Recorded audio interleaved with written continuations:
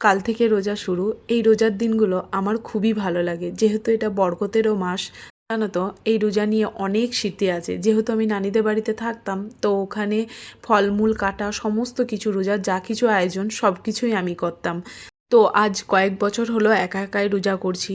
তো ওই দিনগুলো খুবই মিস করি। তবে জানো তো, আমরা রোজা খোলার সময় যেরকম ফলমূল খাই, তেমনি অনেক ধরনের তেলে ভাজাও খাই, যেমন বেগুনি, পেঁয়াজি, ডিমের চপ, সিঙ্গারা, এই ধরনের। যাই হোক, সেই রকমই একটা রেসিপি তোমাদের সামনে শেয়ার করব। চলো দেখে নিই কীভাবে বানিয়েছিলাম। কিছুই না, প্রথমে এখানে বেশ খানিকটা আলু আর কিছুটা চিকেন নিয়েছি। যতটা চিকেন নিয়েছি ততটাই আলু নিয়েছি।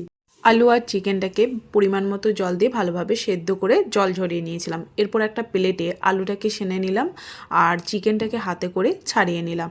আর এদিকে একটা চপারে কিছুটা পেঁয়াজ, ক্যাপসিকাম, গাজর সবগুলোকে চপারে চপ করে আগে থেকেই রেখে দিয়েছিলাম, সেটাও ওই চিকেন আর আলুর মধ্যে দিয়ে দিলাম। আর কিছুটা ধনেপাতা কুচি দিয়ে দিয়েছি, 1 চামচের মতো রসুন বাটা দিয়েছি, পরিমাণ মতো নুন দিয়েছি, নুনটা স্বাদ অনুযায়ী।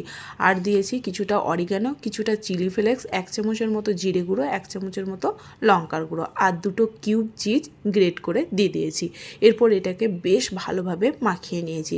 এরপর আমি লম্বা লম্বা করে চিকেন ফিঙ্গারের আকারে করে নিয়েছি। দেখো, এখানে সবগুলো আমার করা হয়ে গেছে। আর এখানে বেশ খানিকটা সেমাই নিয়ে হাতে করে গুঁড়ো করে নিয়েছি।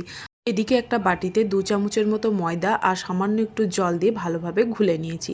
এরপর চিকেন ফিঙ্গারগুলোকে একবার ময়দার গুঁড়াটাতে কোট করেছি আর একবার সেমাইটাতে কোট করে নিয়েছি। এইভাবে করে প্রত্যেকটা আমি করে নিয়েছি। এদিকে আমি তেলটাকে আগে থেকেই গরম হতে দিয়েছিলাম। এরপর তেলের মধ্যে একটা একটা করে দিয়ে তেলটাকে একদম লো ফ্লেমে 5 মিনিট আর হাই ফ্লেমে 5 মিনিট দিয়ে বেশ লালচে করে ভেজে তুলে নিয়েছি। সত্যি কথা বলতে খেতে অপূর্ব হয় এই সিমাইয়ের চিকেন ফিঙ্গারগুলো। একবার তোমরাও বাড়িতে বানিও আর আমাকে অবশ্যই কমেন্ট বক্সে জানিও যে আমার ভিডিওগুলো তোমাদের কেমন লাগছে। তাহলে তোমরাও একবার সিমাইয়ের চিকেন ফিঙ্গারের রেসিপিটা ইফতারিতে বানিও। সবাই ভালো থেকো, সুস্থ থেকো। আমি আবারও আসবো নতুন একটা ভিডিও নিয়ে।